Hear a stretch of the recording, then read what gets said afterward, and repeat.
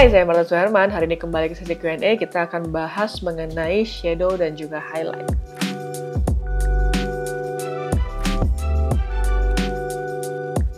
Makasih banyak buat teman-teman yang udah kirim email ke martasuherman@gmail.com. Hari ini aku sudah pilih satu buah email yang masuk ke dalam inbox saya.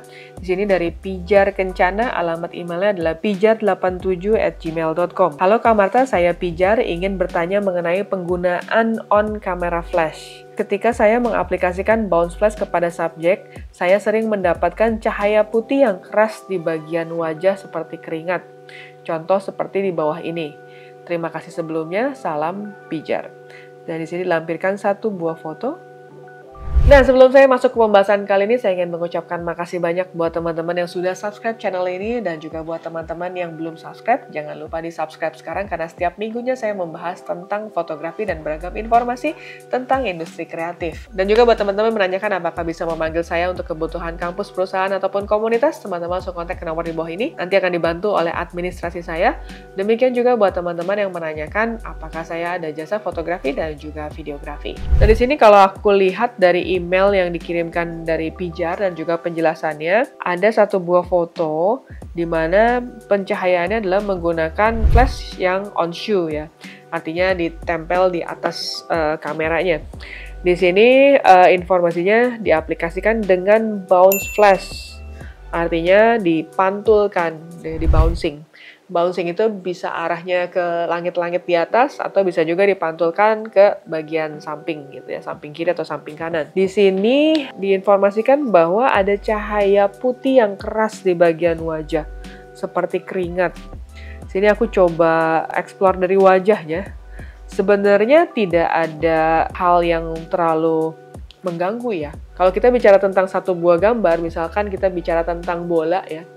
Kalau teman-teman melihat lingkaran aja tanpa ada shadow dan highlight, itu hanya akan menjadi satu buah lingkaran saja.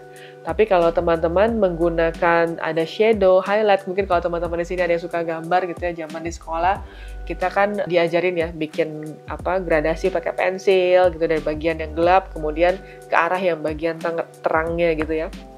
Nah, di sini kita akan melihat lingkaran ini berubah menjadi satu bola gitu ya. Jadi ada dimensi, ada bagian yang gelap, ada bagian yang terang. Ada highlightnya, ada shadownya. Nah, di sini kalau aku lihat sebenarnya fotonya ini sudah cukup baik karena secara gradasi wajahnya itu sudah memenuhi syaratnya. Jadi kalau dibilang ada bagian yang putih seperti keringat, itu mungkin yang bisa dibilang dengan highlightnya. Nah, highlight ini menjadi satu hal yang berbahaya kalau dia over. Ya. Over itu kenapa bisa terjadi? Kadang-kadang karena cahaya terlalu keras. Nah, over ini juga bisa disebabkan misalnya orang yang difoto kulitnya berminyak banget.